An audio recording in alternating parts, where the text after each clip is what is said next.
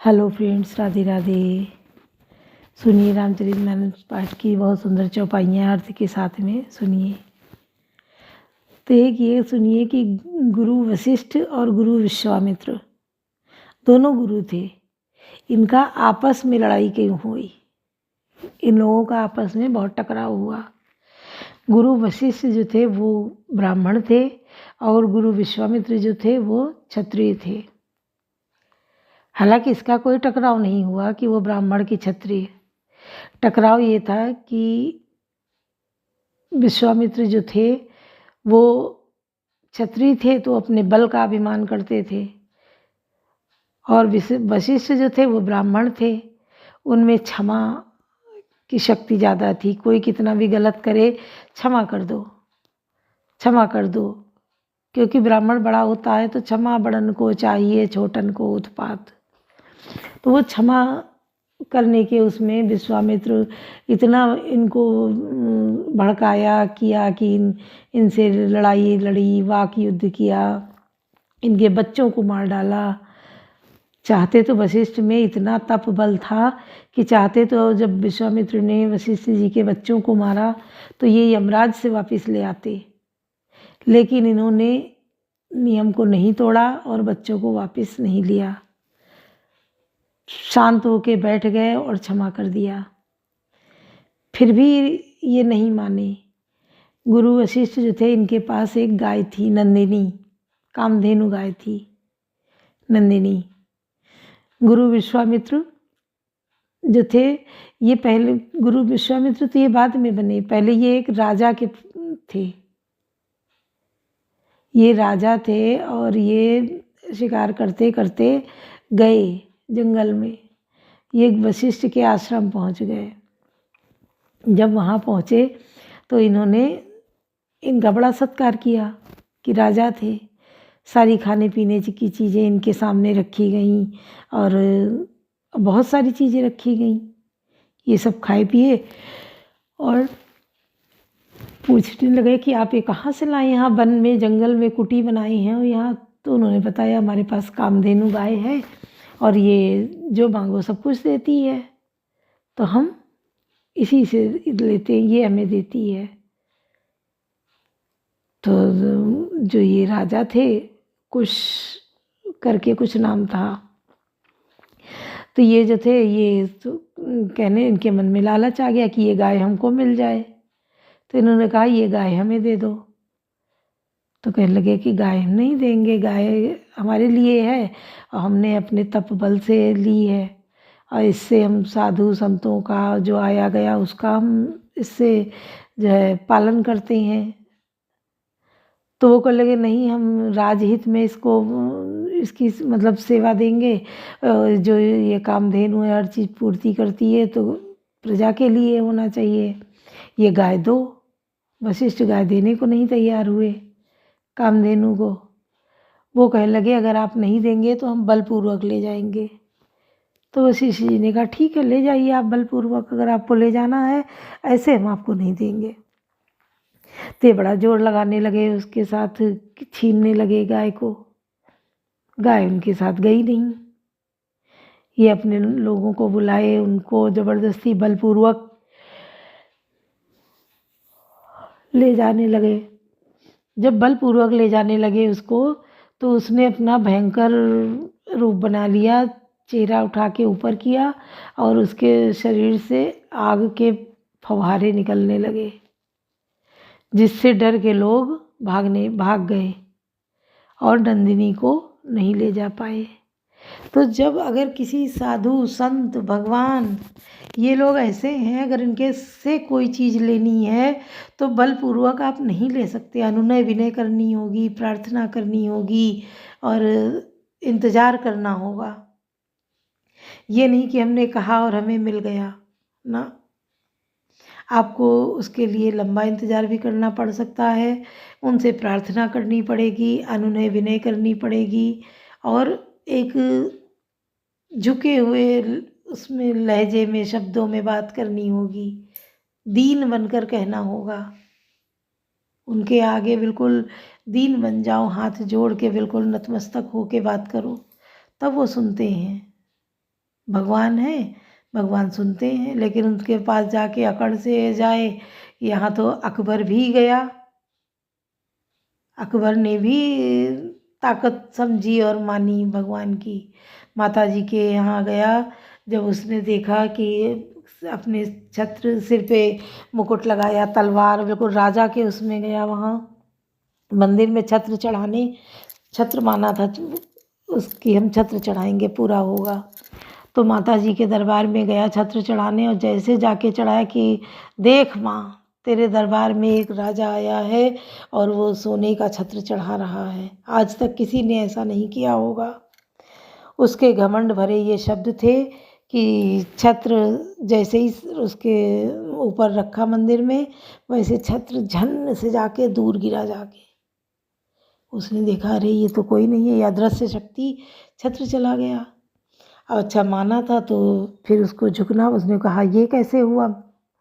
तो वहाँ के ब्राह्मणों ने कहा कि आप एक माँ के आगे एक बच्चे के रूप में आइए, तब वो स्वीकार करेंगी आपका जो भी चढ़ावा है, जो भोग है, ऐसे वो नहीं करेंगी। तो जाता है अकबर, फिर से वो दीन बन के और छत्र लेके विनती करते हुए आता है और माँ को अर्पित करता है। माँ स्वीकार कर लेती हैं, नंगे पैर चल के जाता है। तो ये भगवान की भक्ति है और शक्ति है। कवन सो काज कठिन जग माही, जो नहीं होई तात तुम पाही। करि विनती सुर सिद्धि सब रहे, जहाँ ता कर जोरी। अति प्रेम तन पुलक विधि, स्तुति करत भोरी। कवन सो काज कठिन जग माही, जो नहीं होई तात तुम पाही। विनती करके देवता और सिद्ध सब जहाँ के तहाँ हाथ जोड़े खड़े रहे। तब अत्यंत प्रेम से पुलकित शरीर होकर ब्रह्मा जी स्तुत करने लगे। जय राम सदा सुख धाम, हरे रघुनायक सायक चाप धरे। भव बारन दारन सिंह, प्रभो उन सागर नागर नाथ विभो। हे नित्य सुखधाम और दुखों को हरने वाले हरि, हे धनुष बाण धारण किए हुए रघुनाथ जी, आपकी जय हो। हे प्रभु, आप भव जन्म मरण रूपी हाथी को विदीर्ण करने के लिए सिंह के समान हैं। हे नाथ, हे सर्वव्यापक, आप गुणों के समुद्र और परम चतुर हैं। तन काम अनेक अनूप छवि, गुण गावत सिद्धि मुनीन्द्र कवि। जसु पावन रावण नाग महा, खगनाथ जथा करि कोप गा। आपके शरीर की अनेकों कामदेवों के समान परंतु अनुपम छवि है। सिद्ध मुनीश्वर और कवि आपके गुण गाते रहते हैं। आपका यश पवित्र है। आपके रावण रूपी महासर्प को गरुड़ की तरह क्रोध करके पकड़ लिया। जन रंजन भंजन शोक भयम, गत क्रोध सदा प्रभु बोधमयम। अवतार उदार अपार गुणम, मही भार विभंजन ज्ञान गणम।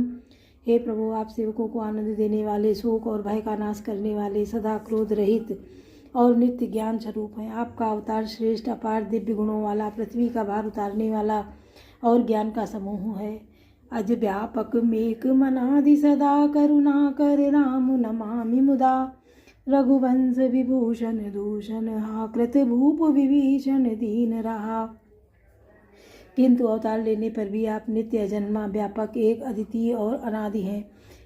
हे करुणा की खान श्री राम जी, मैं आपको बड़े ही हर्ष के साथ नमस्कार करता हूँ। हे रघुकुल के आभूषण, हे दूषण, राक्षस को मारने वाले तथा समस्त दोषों को हरने वाले विभीषण दीन था, उसे आपने लंका का राजा बना दिया। गुण ज्ञान निधान अमान अजम, नित नाम नमामि विभुम बिरजम। भुज दंड प्रचंड प्रताप बलम, खल ब्रंद निकंद महाकुशलम। हे गुण और ज्ञान के भंडार, हे मान रहित, हे अजन्मा, व्यापक और मायिक विकारों से रहित श्री राम, मैं आपको नित्य नमस्कार करता हूँ। आपके भुजदंडों का प्रताप और बल प्रचंड है। दुष्ट समूह के नाश करने में आप परम निपुण हैं। बिनु कारण दीन दयाल हितम, छवि धाम नमामि रमा सहितम। भवतारण कारण काज परम, मन सम्भव दारुण दोष हरम। हे बिना ही कारण दीनों पर दया तथा उनका हित करने वाले और शोभा के धाम, मैं श्री जानकी सहित आपको नमस्कार करता हूँ। आप भवसागर के तारने वाले हैं। कारण रूपा प्रकृति और कार्य रूप जगत दोनों से परे हैं और मन से उत्पन्न होने वाले कठिन दोषों को हरने वाले हैं। सर चाप मनोहर तोन त्रोन धरम, जल जारुज लोचन भूप भरम। सुख मंदिर सुंदर श्री रमनम, मद मार मुधा ममता समनम। आप मनोहर बाण, धनुष और तरकस धारण करने वाले हैं। लाल कमल के समान रक्त वर्ण आपके नेत्र हैं। आप राजाओं में श्रेष्ठ, सुख के मंदिर, सुंदर, श्री लक्ष्मी जी के वल्लभ तथा मद, अहंकार, काम और झूठी ममता को नाश करने वाले हैं। अनवद्य अखंड न गोचर गो, सब रूप सदा सब हुई न गो। इति वेद वदन्ति न दंत कथा, रवि आपत भिन्न अभिन्न जथा। आप अनिद्य या दोष रहित हैं, अखंड हैं, इंद्रियों के विषय नहीं है तथा सदा सर्वरूप होते हुए भी आप वह सब कभी हुए ही नहीं, ऐसा वेद कहते हैं। यदि कोई दंत कथा कोरी कल्पना नहीं है, जैसे सूर्य और सूर्य का प्रकाश अलग अलग हैं और अलग नहीं भी हैं, वैसे ही आप भी संसार से भिन्न तथा अभिन्न दोनों ही हैं। कृत कृत्य विभो सब वानर ए, निरखंति तवानन सादर ए। दिग जीवन देव शरीर हरे, तब भक्ति बिना भव भूलि परे। हे व्यापक प्रभु, ये सब वानर कृतार्थ रूप हैं, जो आदर पूर्वक ये आपका मुख देख रहे हैं। और हे हरे, हमारे अमर जीवन और देव दिव्य शरीर को धिक्कार है, जो हम आपकी भक्ति से रहित हुए संसार में सांसारिक विषयों में भूले पड़े हैं। अब दीन दयाल दया करिए, मति मोर विवेद करी हरिए। जेहि ते विपरीत क्रिया करिए, दुख सो सुख मानि सुखी चरिए। हे दीन दयालु, अब दया कीजिए और मेरी उस विभेद उत्पन्न करने वाली बुद्धि को हर लीजिए, जिससे मैं विपरीत कर्म करता हूँ और जो दुख है उसे सुख मानकर आनंद से विचरता हूँ। खल खंडन मंडन रम्य क्षमा पद, पंकज सेवित शंभु उमा। नृपनायक देवर दान मिदम, चरणाम्बुज प्रेम सदा शुभदम। आप दुष्टों का खंडन करने वाले और पृथ्वी के रमणीय आभूषण हैं। आपके चरण कमल श्री शिव पार्वती द्वारा सेवित हैं। हे राजाओं के महाराज, मुझे यह वरदान दीजिए कि आपके चरण कमलों में सदा मेरा कल्याणदायक अनन्य प्रेम हो। कवन सो काज कठिन जग माही, जो नहीं होई तात तुम पाही। विनय कीन चतुरानन, प्रेम पुलक अतिगात। शोभा सिंधु विलोकत, लोचन नहीं अगात। कवन सो काज कठिन जग माही, जो नहीं होई तात तुम पाही। इस प्रकार ब्रह्मा जी ने अत्यंत प्रेम पुलकित शरीर से विनती की। शोभा के समुद्र श्री राम जी के दर्शन करते करते उनके नेत्र तृप्त ही नहीं होते थे। तेहि अवसर दशरथ ता आए, तनय विलोकि नयन जल छाए। अनुज सहित प्रभु बंदन कीना, आशीर्वाद पिता तब दीना। उसी समय दशरथ जी वहाँ आए। पुत्र श्री राम जी को देखकर उनके नेत्रों में प्रेमाश्रुओं का जल छा गया। छोटे भाई लक्ष्मण जी सहित प्रभु ने उनकी वंदना की और तब पिता ने उनको आशीर्वाद दिया। तात सकल तव पुण्य प्रभाऊ, जीत्यो वजय निशाचर राऊ। सुनि सुत वचन प्रीति अति बाढ़ी, नयन सलिल रोमावल टाढ़ी। श्री रामचंद्र जी ने कहा, हे तात, आप यह सब आपके पुण्यों का प्रभाव है, जो मैंने अजय राक्षस राज को जीत लिया। पुत्र के वचन सुनकर उनकी प्रीति अत्यंत बढ़ गई, नेत्रों में जल छा गया और रोमावली खड़ी हो गई। रघुपति प्रथम प्रेम अनुमाना, चितई पितई दीन्यो दृढ़ ज्ञाना। ताते उमा मोक्ष नहीं पायो, दशरथ वेद भगति मन लायो। श्री रघुनाथ जी ने पहले जीवित काल के प्रेम को विचार कर पिता की ओर देखकर ही उन्हें अपने स्वरूप का दृढ़ ज्ञान करा दिया। हे उमा, दशरथ जी ने भेद भक्ति में अपना मन लगाया था, इसी से उन्होंने कैवल्य मोक्ष नहीं पाया। सगुणोपासक मोक्ष न लेहि, तिन कहूँ राम भगति निज देहि। बार बार करि प्रभु न प्रणामा, दशरथ हरसि गए सुरधामा। माया रहित सच्चिदानंदमय स्वरूप भूत दिव्य गुण युक्त सगुण स्वरूप की उपासना करने वाले भक्त इस प्रकार का मोक्ष लेते भी नहीं। उनको श्री राम जी अपनी भक्ति देते हैं। प्रभु को इष्ट बुद्धि से बार बार प्रणाम करके दशरथ जी हर्षित होकर देवलोक को चले गए। कवन सो काज कठिन जग माही, जो नहीं होई तात तुम पाही। अनुज जानकी सहित प्रभु कुशल कौशलाधीश, शोभा देखी हरस मन स्तुति कर सुर ईश। कवन सो काज कठिन जग माही, जो नहीं होई तात तुम पाही। छोटे भाई लक्ष्मण जी और श्री जानकी जी सहित परम कुशल प्रभु श्री कौशलाधीश जी की शोभा देखकर देवराजेंद्र मन में हर्षित होकर स्तुति करने लगे। बोलो सियावर रामचंद्र की जय। पवन सुत हनुमान की जय। लाडले लखन लाल की जय।